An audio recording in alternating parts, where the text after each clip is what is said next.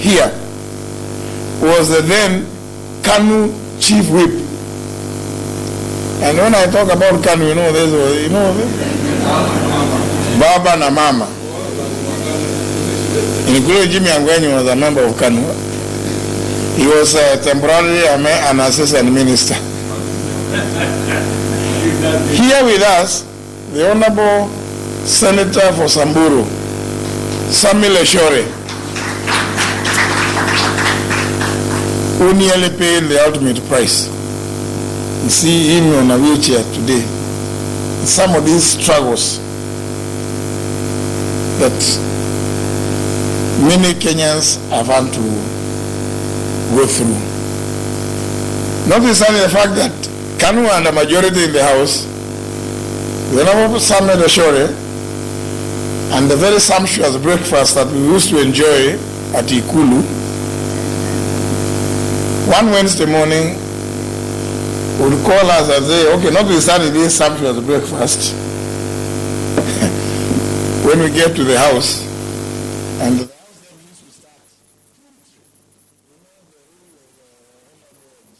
House is all like a parrot. 9 a.m., not 9:30 as we do today. By 8:45, we were all trooping into the House. And notwithstanding the sumptuous breakfast and other things that I don't want to say, that Samuel Eshore is privy to, and Jimmy Angwenyi, we still went into the House and voted overwhelmingly in support of the motion to bring a legislative. Remember the process then. First of all, it's a private member's motion seeking leave of the House to bring a legislative proposal to amend the Constitution in Section 45 to create a parliamentary service commission. It was an extremely rigorous process. Not what we would do. I must say I enjoy it because I don't have to really do a lot of work except to look at the constitutionality of a proposal. We went and voted in favor of the motion by the Honorable Peter Oloaringo, allowing him now to introduce a bill to amend the Constitution to create a parliamentary service commission. Dear colleagues, sometimes it's important for us to remember these things. Sometimes we have a lot of fond memories about what we used to go through. We no longer do it. The reason we no longer do those things, don't go through those wrong processes, is because by that act, the ingenuity of the Honorable Peter Oloaringo, that we can bring an amendment to the Constitution to create a commission hiving off Parliament from the executive, and more specifically, OP. We are where we are. We now don't have to, we just have to do what bring. Is it okay? Take it to, you use your own starting under 114. Is it okay? You take the budget committee. Even that budget and the appropriations committee was a creation, was the result of that amendment. I'm happy that means and Clark and your staff, you found it fit to invite at this home stretch retreat the Honorable Peter Oloaringo to come and share with us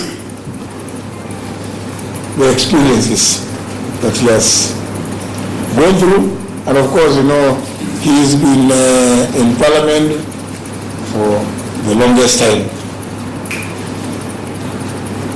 So therefore, as we began our negotiations with the SRC, we were lucky in that Parliament and also nominated and appointed into the SRC what we could really call one of our own. the Honorable Peter Olowaringo.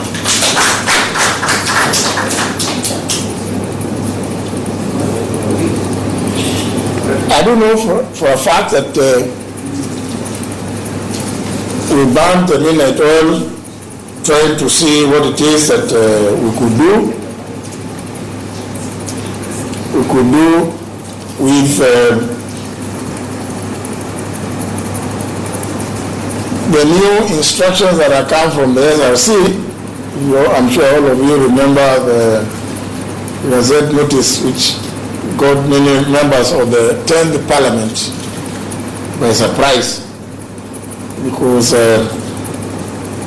as they adjourned on the 15th of, about the 15th of January 2013, they are not fully understood that under Article 230 of the Constitution, we had also set up another independent organ. And I must say,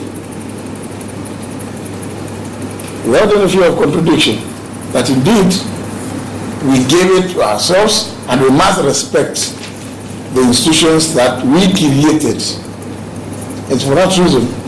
When I read the papers, I still read in the papers that members of Parliament, the first thing they did was to go and set salaries for themselves.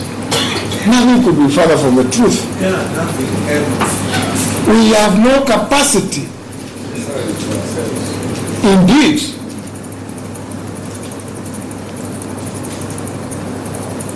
the last time that Parliament ever had that kind of chance was in the 9th Parliament, when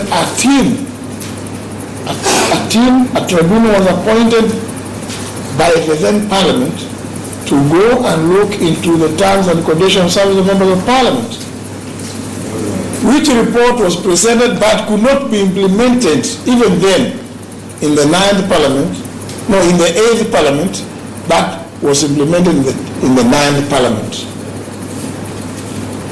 My friends from the 4th estate, check your facts. Parliament has not set its salaries and terms of service. We respect the work of the SRC, but we are enjoined to engage the SRC in negotiations which any other arm of government does. And therefore we cannot be regarded as different from other arms. It is our legitimate responsibility as the Parliamentary Service Commission to engage with the SRC and other arms of government in negotiating what is best for our membership. And when we do that, it must not be termed arm twisting. It is not arm twisting. It is negotiations. What are our brothers in the medical profession doing today? They are engaged in some negotiations. Surely, why is it that? Why does it appear difficult when we are only dealing with the politicians? In our midst, we have medical doctors. Dr. Bukos, I've seen him somewhere here. Yeah, here he is.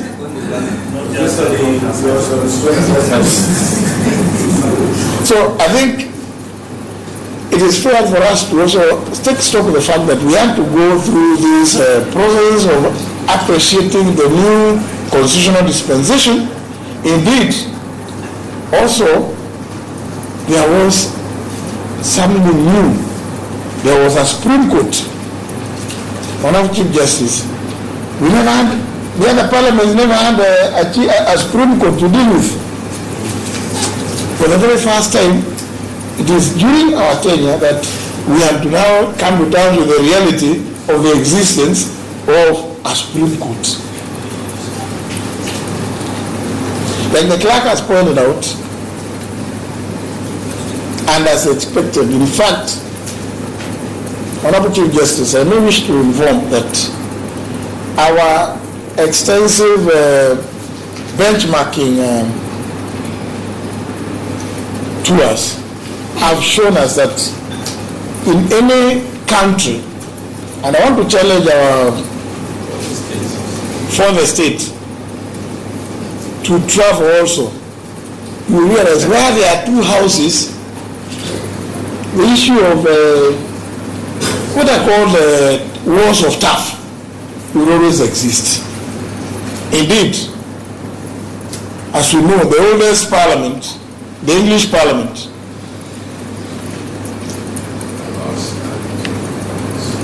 which has the House of Lords and the Commons, today, the most common refrain, which I don't like repeating always, is a reference to the House of Lords as the largest gathering of retirees. That's the way they say it in London. Go there. Go and find out.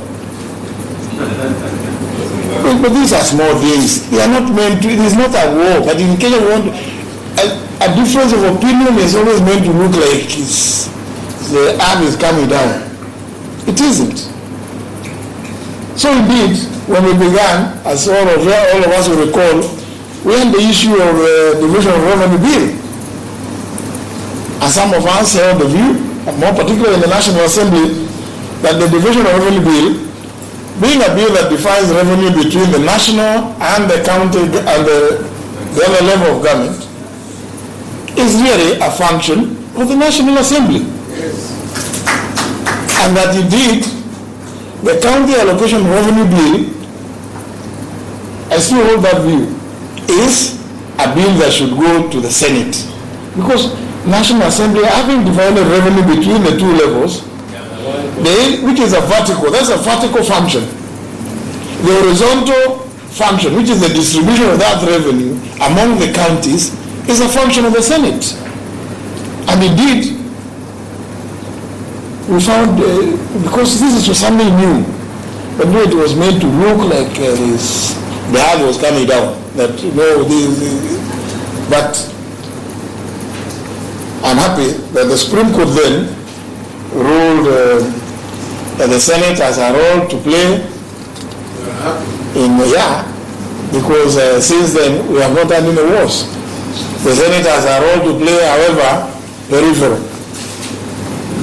Indeed, one of the prayers sought then was to declare the then already operational Division of Revenue Act 2013 unconstitutional. The Supreme Court,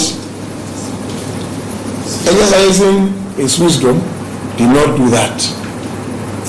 The Supreme Court merely, in the advisory opinion, merely said, involve the other house. And we don't have a problem.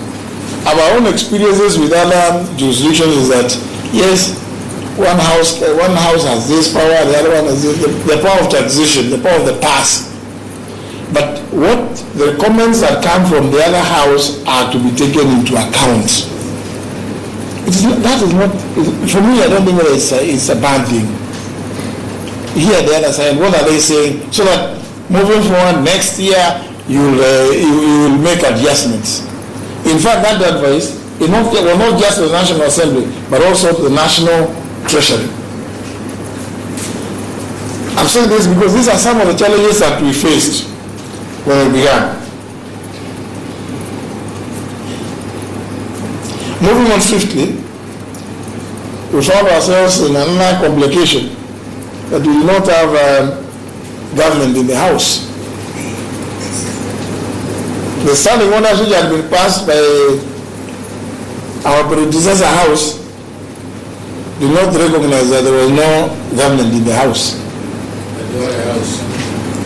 Now, we experimented briefly with a situation whereby the chairs of committees were responding to members' questions. We are a developing country. We cannot expect our members of parliament not to ask questions which touch on their constituents. Yet, in Article 95, the members represent the interests of their constituents. Again, Temporarily, we experimented with that. I must say again, and congratulate the leadership of the House, this 11th Parliament. We were able to surmount that and came up with a system whereby cabinet secretaries would appear before committees and respond to various questions. But let me say, I am still not satisfied, ladies and gentlemen. And I want any of you who has a copy of the Constitution to have a look at Article 125, which says, either House of Parliament or its committees has the power to summon any person to appear before it to give evidence or provide information. So, House of Parliament, houses sit in plenary. The committees meet in committee rooms. Food for thought, ladies and gentlemen. What does it mean? It means that the houses we need to provide for situation, physical facilities for people, whether they are called cabinet ministers, cabinet secretaries, to appear before houses of Parliament, either house, and give evidence or give information that is sought by members, because members represent the people.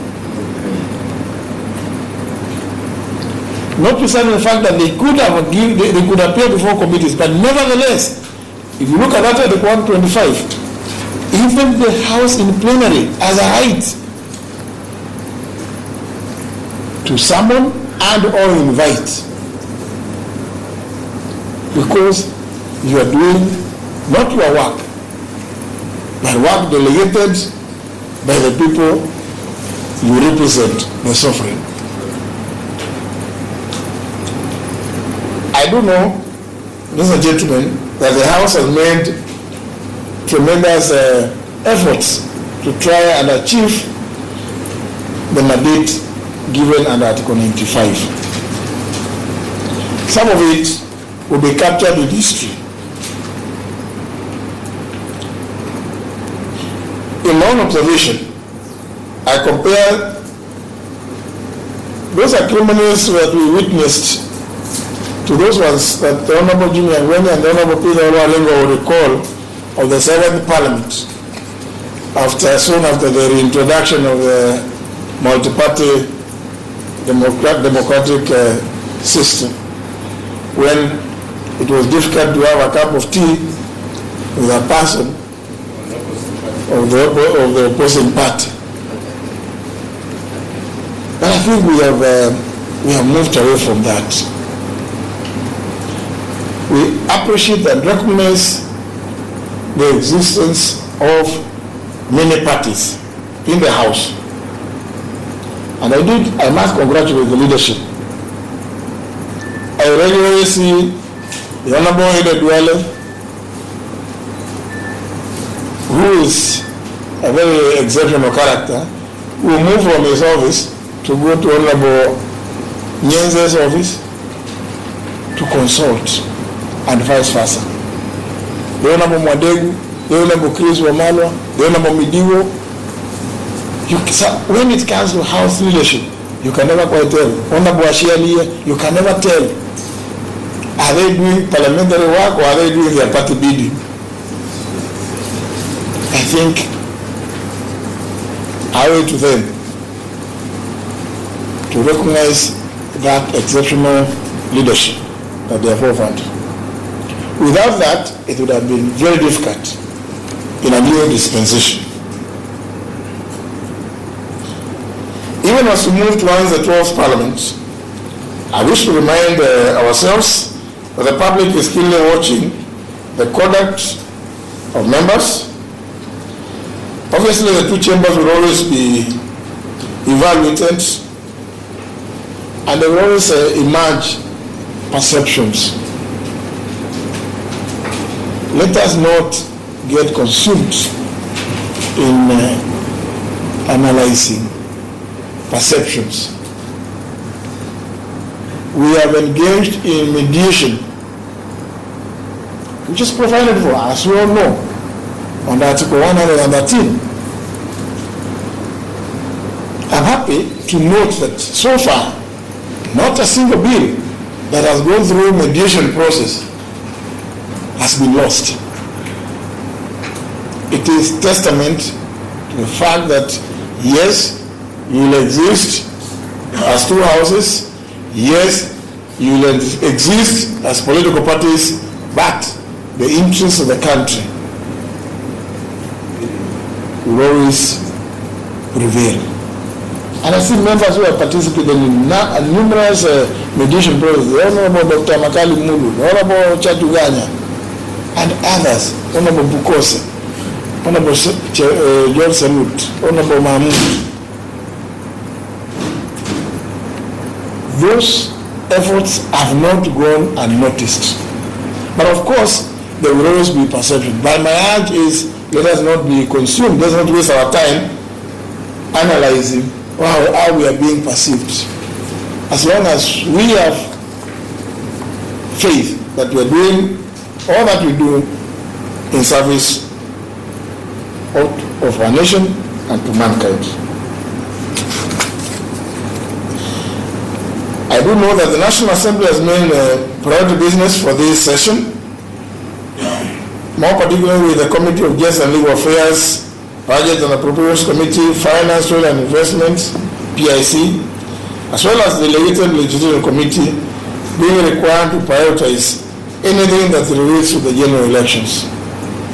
I'm happy that the Honorable Cheptumo, the Chair of the Committee on Legislation, is here, because as you know, under the Elections Act, the IBC, and I happen to know that the Chair, Mr. Chepkati, will be with us here later, are required to make regulations under the Act. But the Honorable Cheptumo has always been available to ensure that those proposals are addressed with the speed and dispatch that is required. The late Professor Ali Mazrui once remarked, for historians, I'm sure historians will remember, that as independence approached, the term East Africa shrank in meaning. So that what used to be called East Africa, as we approached independence, it's lost meaning. Because now we're talking about Uganda, Tanganyika, Kenya. So East Africa lost. It shrank in meaning. So too is the effort of leadership as August 8th, 2017 draws near. So Honorable Duale, I know you have a big task, Honorable Madegu. I know you have a big problem as August 8th draws near in raising numbers. Honorable Amalwa, please, I know Washiani, but please, I implore you to ensure that the House still cooperates as necessary in order to transact the remaining business, whatever the other business that you as leadership will prioritize for the balance of our term.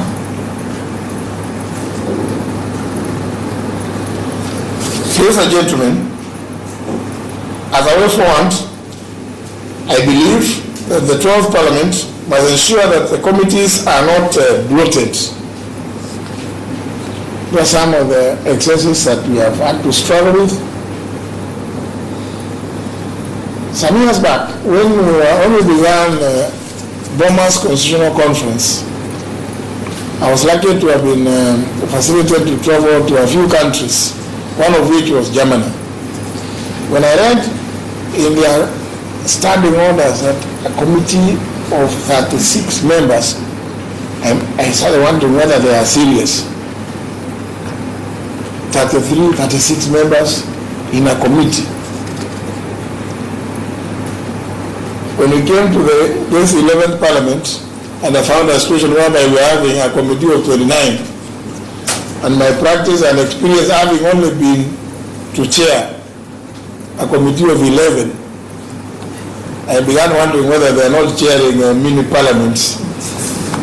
David Were, a committee of 29. And the Honorable Mutawa Musemi, chairing a committee of 51. Indeed, almost the size of the Senate. But I think, honourable members, we have learned lessons. I do not wish to preempt any suggestions that may come from yourselves and others as to how we can optimally increase the efficiency and efficacy of the committee system. Having adopted the presidential system of governance, we must appreciate that the committees will continue to be the engine of business transacted by the House. The 12th Parliament must therefore determine with a finality, among others, and the Vice Chair of the Parliamentary Commission is a very ardent advocate of this, how to address the requirements of Article 27 of the Constitution as well as 81B, that the electoral system shall ensure that not more than 2/3 of either gender is represented in the houses. Fortunately, we have very ardent believers in the rule of law that the Supreme Court advised that it will be progressive.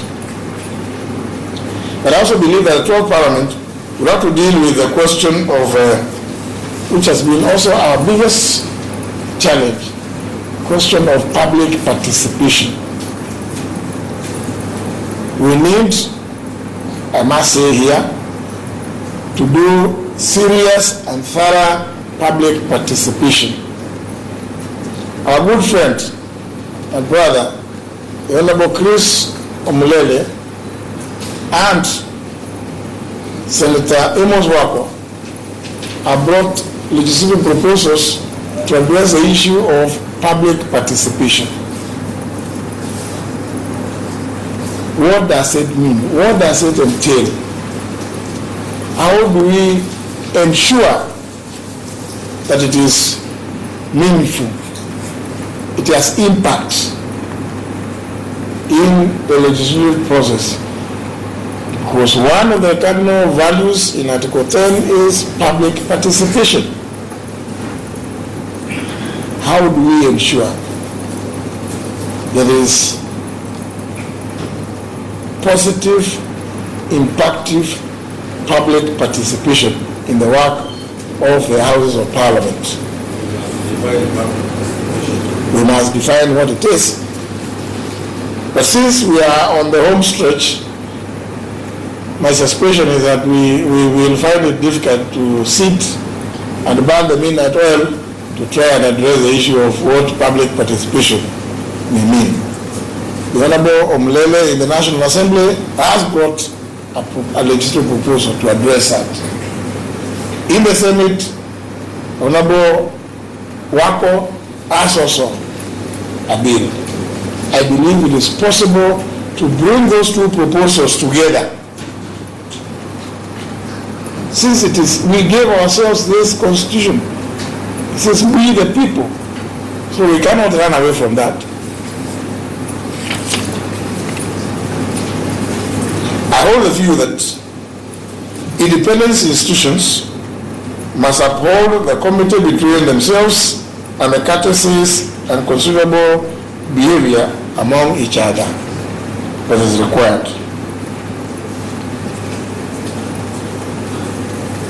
A lot of times I have invoked the rule of sub judice, and it is important that when a matter is pending before court, indeed, our own standing order 225 regarding petitions requires that a petitioner declares whether a matter that they are bringing is pending before any court of law or tribunal. It is fair that we must have a necessary respect and committee in relationship. So that if a matter is pending before court, we do not have to deal with it ourselves as Parliament. So that when a matter is before Parliament, the courts would wait. What is Parliament saying? It is not that any of the two arms is being subservient to the other. It is the respect that is necessary. So that each of us will do what is constitutionally mandated. As I conclude, ladies and gentlemen, I rush to quote the famous Martin Luther King Jr., who said that the ultimate measure of a man is not where he stands in moments of comfort, but where he stands at times of challenge and controversy. I'm saying this because we have had a lot of challenges. We must not shy away from making decisions. Let us also not shy away from being criticized. It's very healthy. Let's allow others to express themselves about our own decisions, even about ourselves. But dignity and decorum is utmost, even as we exchange, even as we criticize, even as we praise. It is important that we maintain the honor and dignity required of